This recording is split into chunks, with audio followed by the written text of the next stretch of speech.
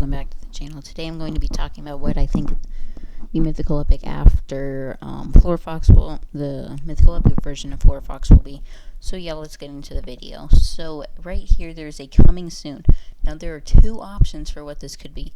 The first one is that it could be Mag Mayhem, because people have been saying that will rotate back in after all the Mythical Epics have come out. But there is a second option that I think that there could be. Someone in my Discord also said that, and I think that it could be this.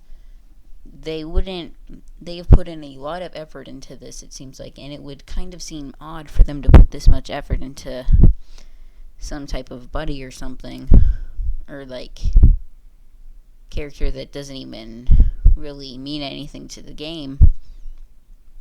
So it might be that the reason that they put this in the game is because it's a Mythical Epic.